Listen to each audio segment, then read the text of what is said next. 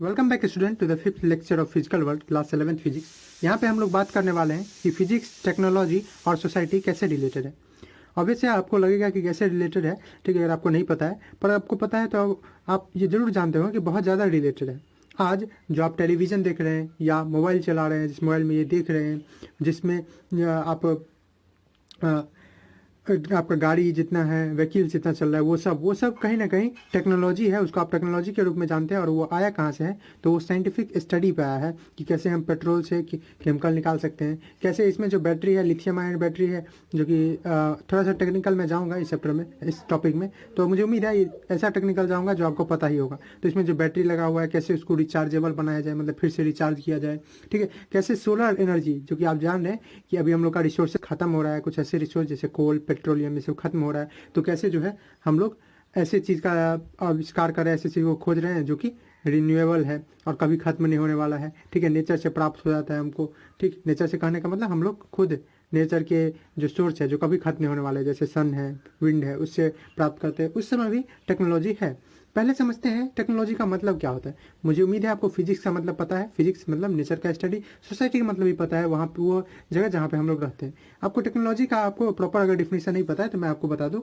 Technology simply means कि आप जो साइंटिफिक स्टडी किए हैं उसका प्रैक्टिकल एप्लीकेशन, ठीक है। जैसे आप इंजन के बारे में पढ़े हैं, इंजन के बारे में फिजिक्स पढ़ा, ठीक, कैसे होता है, क्या होता है, और फिर बाद में उसका एप्लीकेशन दिया कि गाड़ी, अलग अलग गाड़ी, व्हीकल्स चल सकता है, बाइक चल सकता है, जिससे कि हम लोग की सोसाइटी में बहुत ज़्यादा क्या हुआ, हेल्प मिला, बहुत कंफर्टेबल हो गई हम लोग। तो देख रहे हैं ना, फिजिक्स क्या दिया, एक नॉलेज दिया, उस नॉलेज से क्या आया, एक टेक्नोलॉजी बना कि गाड़ी सब बन गया, और उससे क्या फ़ायदा हुआ, हमारा सोसाइटी कंफर्टेबल हुआ। तो बहुत ज़्यादा रिलेटेड है। तो पहले समझते हैं टेक्नोलॉजी का डिफिनेशन लिख लेते हैं। टेक्नोलॉजी क्या है? Simply application. एप्लीकेशन तो समझते हैं ना, जो चीज़ हमारे पास है उसका नॉलेज को यूज करना।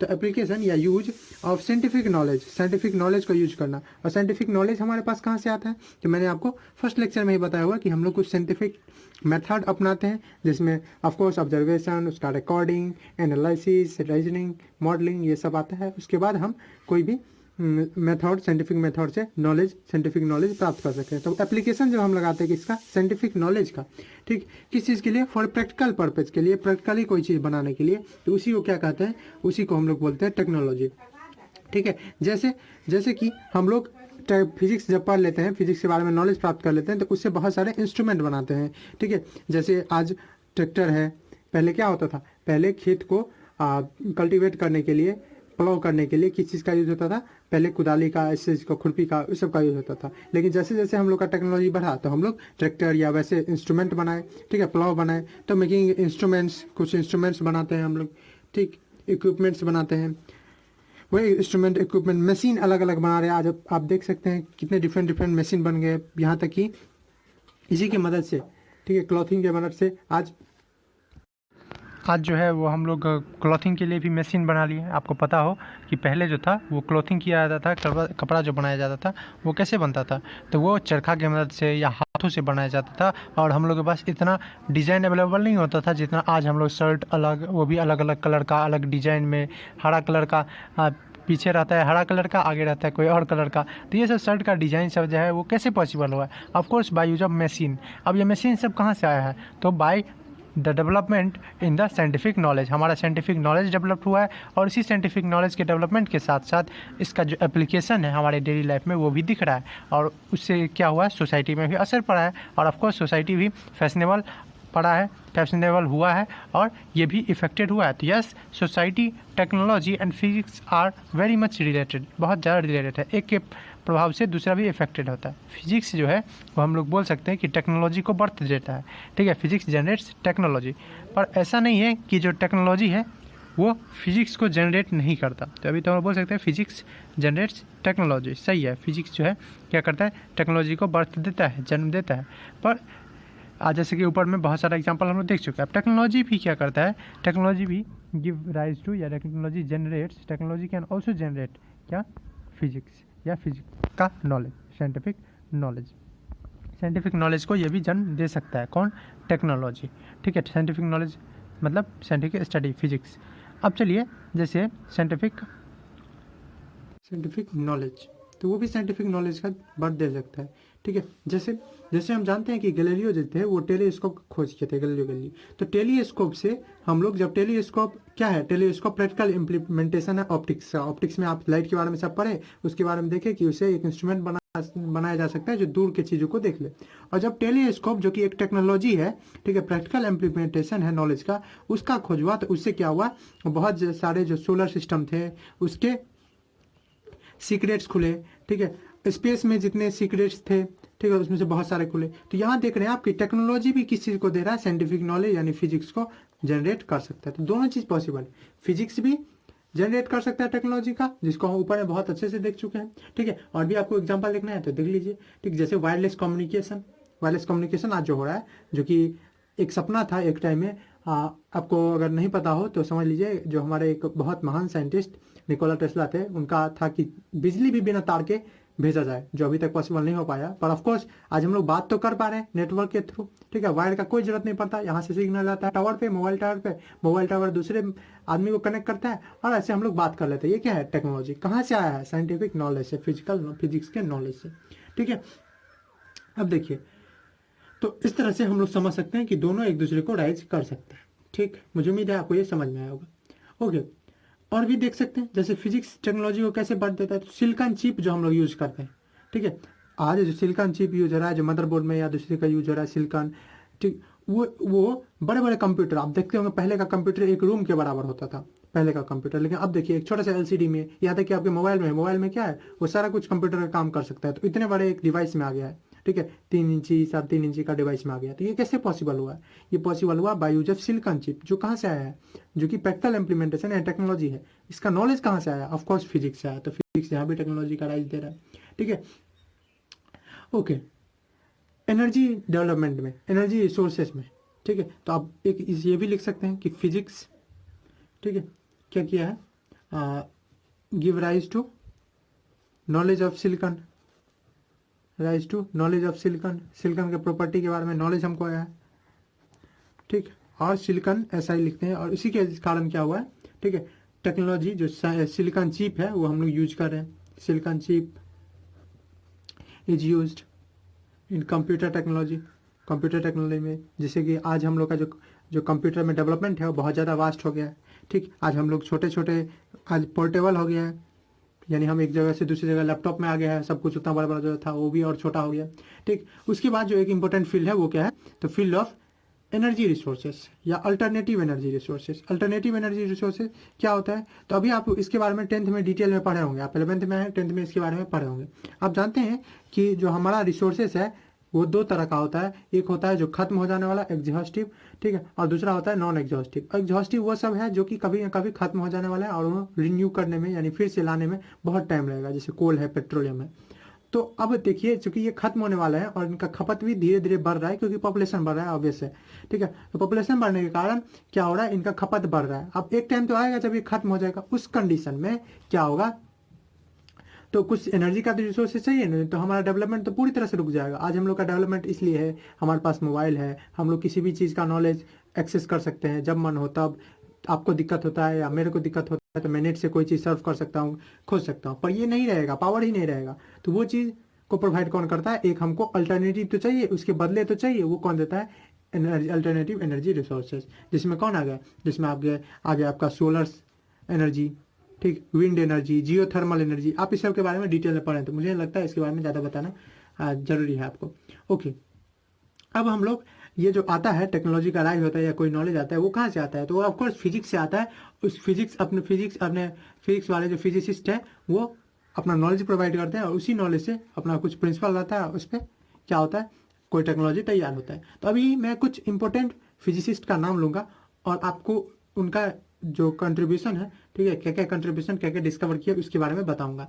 ठीक है, आपके एनसीईआरटी में भी लंबा चौड़ा लिस्ट दिया हुआ है, तो मैं उतना नहीं बताऊंगा। और आपको और जानना है, अगर क्यूरियोसिटी है, ये तो कभी खत्म होने वाला लिस्ट नहीं है, हमेशा ये आप खोजते रहेंगे, आपको मिलते रहेगा। तो आपको और पढ़ना है तो आप नेट से या दूसरे बुक से सर्व कर सकते हैं। मैं कुछ कुछ इंपॉर्टेंट बताऊंगा जो आप अभी तक पढ़ चुके हैं।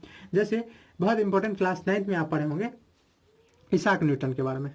ठीक है सर, इसाक न्यूटन का क्या कंट्रीब्यूशन था, तो उसको बताने की जरूरत नहीं है हमारे हिसाब से। इन्होंने यूनिवर्सल लॉ ऑफ ग्रेविटेशन दिया था, ठीक है, दिया था, हाँ। उसके बाद आपको बहुत इंपॉर्टेंट कंट्रीब्यूशन था इनका लॉज ऑफ मोशन में, ठीक है, लॉज ऑफ मोशन में। उसके बाद लाइट में ही बहुत इंपॉर्टेंट कंट्रीब्यूशन था, जो आप देखते हैं मिरर फार्मूला, लेंस फार्मूला, वो भी इनका देन है, ठीक है। रिफ्लेक्टिंग टेलीस्कोप, एक टेलीस्कोप होता है दूर के देखने वाला, उसे रिफ्लेक्टिंग टेलीस्कोप एक टाइप है, 12th में इसके बारे में पढ़ेंगे। रिफ्लेक्टिंग टेलीस्कोप, ये सब किसका कंट्रीब्यूशन है? ये सब है इनका इसाक न्यूटन का। ये क्यों बता रहे हैं? ये इसलिए बता रहा है क्योंकि कभी कभी होता है, आपको नॉलेज है बहुत अच्छा है, और कभी कभी क्या होता है कि कभी कभी पूछ लिया जाता है कि इनके द्वारा क्या कंट्रीब्यूट किया गया था, और अच्छा लगता है आप बीइंग अ साइंस स्टूडेंट आपको पता रहे 10 साइंटिस्ट का नाम। अगर नहीं पता है तो आपको साइंस पढ़ने का ज़्यादा हमारे ज़्यादा फायदा है नहीं। ऑफकोर्स हिस्ट्री जानना जरूरी नहीं है, ठीक है, हमेशा हिस्ट्री याद रखना जरूरी नहीं है, हिस्ट्री जानना तो बहुत जरूरी है, हिस्ट्री याद रखना जरूरी नहीं है, पर जो हमारे लिए इतना करके गए हैं, जिनके बारे में हम पढ़ रहे हैं, जिनका लिखा हुआ हम पढ़ रहे हैं, तो उनके बारे में थोड़ा सा जानना बनता है, ठीक। तो इसाक न्यूटन जो कि यूनिवर्सल लॉ ऑफ ग्रेविटेशन दिए हैं, ठीक है, पता ही होगा आपको कहाँ के, यूनाइटेड किंगडम के थे। उन्हीं से मिलता जुलता जो थे उनसे पहले वो कौन थे? गैलीलियो गैलीली, ठीक है। इन्होंने बहुत सारी बातें ठीक की थी इनका का भी, और इसी से भी, ठीक है, इन्हीं के लॉ ऑफ इनर्शिया पे फर्स्ट लॉ बना है इनका, तो लॉ ऑफ इनर्शिया के बारे में, टेलीस्कोप के बारे में, इस सब के बारे में ये बात किए थे, ठीक है, और डिस्कवर किए थे, अपना कंट्रीब्यूशन दिए थे। और ये थे, आपको पता ही होगा, इटली के। 9th में ही आप पढ़े होंगे किन के बारे में? तो आप पढ़े होंगे जे थॉमसन के बारे में, केमिस्ट्री में जे थॉमसन का बहुत इंपॉर्टेंट कंट्रीब्यूशन था इसमें, तो वो था आपको डिस्कवरी ऑफ इलेक्ट्रॉन, ठीक है, जे थॉमसन इलेक्ट्रॉन के डिस्कवरी में। उसके बाद आप प्रोटॉन के डिस्कवरी वाले को भी जानते होंगे, कौन थे वो?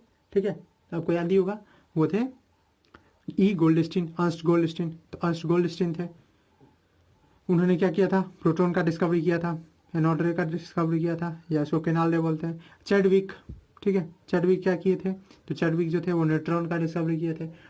और फिर फिजिक्स में ही आप पढ़े होंगे आर्किमिडीज के बारे में, ठीक है, इन्होंने कितना इंपॉर्टेंट बायंसी का प्रिंसिपल दिया, आप ये सब पढ़े होंगे, principle of buoyancy, principle of buoyancy. Lever जो कि एक सिंपल मशीन है, उसके बारे में इन्होंने अपना कंट्रीब्यूशन दिया था अपना, ठीक है। उसके बाद आप पढ़ सकते हैं अल्बर्ट आइंस्टीन के बारे में। इनके बारे में खैर अभी तक आप नहीं पढ़े, फिर भी आप समझ लीजिए, बहुत इनका नाम आता है। 2 मेन कंट्रीब्यूशन था, एक थ्योरी ऑफ रिलेटिविटी जो कि आपका वही पढ़ा भी नहीं जाएगा 11th-12th में, ठीक है, वो आपको आगे बीएससी का सिलेबस है और आगे का। और एक है फोटो इलेक्ट्रिक इफेक्ट, तो मैं उनके बारे में नहीं लिखूंगा, आपको मैं बताता जाऊंगा, आपको जो जो इंपॉर्टेंट लगे वो नोट कर लीजिएगा, आपको जो जो पता है पहले से उसको मैं यहाँ रिकॉल करवा दूंगा। उसके बाद आपने जरूर नाम सुना होगा किनका? जेसी बोस का। और जेसी बोस का अगर नहीं भी सुने हैं तो ये लिख लीजिए, क्योंकि जेसी बोस का कभी कभी पूछ दिया जाता है, ये इंडियन साइंटिस्ट है, ठीक है, इंडियन साइंटिस्ट है, तो इनके बारे में पूछ दिया जाता है। तो जेसी बोस का कंट्रीब्यूशन था, तो जेसी बोस का कंट्रीब्यूशन था, ठीक है, कि इन्होंने रेडियो वेव, जिससे आज कम्युनिकेशन हो रहा है आप लोग का, उसके बारे में उसको खोजा था। तो अल्ट्रा शॉर्ट रेडियो वेव, छोटे छोटे रेडियो वेव, बहुत छोटे रेडियो वेव्स में इनका कंट्रीब्यूशन था, इनका डिस्कवरी था, ठीक। उसके बाद आप नाम ले सकते हैं किनका? नाम ले सकते हैं एस चंद्रशेखर का, ये भी इंडियन साइंटिस्ट है, और इनका एक कंट्रीब्यूशन था मेन एस्ट्रोनॉमी में। इन्होंने स्टार का स्ट्रक्चर और इवोल्यूशन बहुत अच्छे से बताया था, structure and evolution of star, कैसे कैसे स्टार बदलता है, इसके बारे में ये बहुत नॉलेज दिए थे, डिस्कवरी किए थे। उसके बाद आप नाम ले सकते हैं एस एन बोस का, ठीक है, जो कि इंडिया के थे of course, S N Bose, Satyendranath Bose. इनका ये सब इंडियन है, इसलिए मैं इन पे ज़्यादा फोकस कर रहा हूँ। कभी कभी पूछ लिया जाता है खास के आपके बारे में कि आपको इंडियन के बारे में थोड़ा बहुत पता है कि नहीं, ठीक है, आपको अल्बर्ट आइंस्टाइन याद है, आपको आर्किमिडीज याद है, न्यूटन याद है, वो सब अलग देश के, तो आपको कुछ इंडियन के बारे में याद होना चाहिए। एस एन बोस, सत्येंद्रनाथ बोस बोल सकते हैं, ये बहुत इंपॉर्टेंट कंट्रीब्यूशन दिए थे क्वांटम स्टैटिस्टिक्स के बारे में। चिंता नहीं कीजिए, आपको ये नहीं पता है तो थोड़ा मोड़ा आप अपना देख सकते हैं, और ये आपको थोड़ा थोड़ा। इंडिया में एक और सीवी रमन, बहुत इंपॉर्टेंट कंट्रीब्यूशन था, ये स्कैटरिंग ऑफ लाइट, जिसको आप ब्राउनियम मौसम स्कैटरिंग ऑफ लाइट जो है उसके बारे में ये इन्होंने बहुत इंपॉर्टेंट कंट्रीब्यूशन दिया था। स्कैटरिंग ऑफ लाइट, इसका आप बहुत सारा फेनोमेना पढ़े होंगे क्लास 10th में लाइट में, scattering of light by molecules, इसके बारे में बहुत इंपॉर्टेंट कंट्रीब्यूशन दिया था। नील बोर के बारे में पढ़े होंगे, ठीक है, इनका आप क्लास 9 में ही पढ़े होंगे नील बोर के बारे में, जो क्या दिए थे? तो नील बोर हाइड्रोजन एटम का मॉडल दिए थे, और वो जो आप मॉडल थोड़ा मोड़ा पढ़े हुए हैं क्लास 9 में, वही है क्वांटम मॉडल, ठीक है, जिसमें आपको बताया हुआ एनर्जी कैसे रिलीज होता है, क्या होता है, वही सब पढ़ाया था, क्वांटम मॉडल ऑफ एटम। उसके बाद आप जरूर रदरफोर्ड का नाम सुनोगे, इनसे पहले ही रदरफोर्ड का। रदरफोर्ड का क्या काम था, उन्होंने न्यूक्लियर मॉडल दिया था, न्यूक्लियस का डिस्कवरी किया था, तो nuclear model of atom. Of course आप अगर थोड़ा सा और ज़्यादा स्टडी किए होंगे तो आपने पढ़ा होगा आर ए मिल्टन के बारे में, ठीक है। मिल्टन क्या किए थे, मिल्टन चार्ज कैलकुलेट किए थे, आपको एटोमाइजर वाला शायद याद हो डिस्कवरी, तो आपको याद हो, तो उन्होंने इलेक्ट्रॉनिक चार्ज, इलेक्ट्रॉन के ऊपर जो चार्ज होता है उसको कैलकुलेट किया था, ये सब है।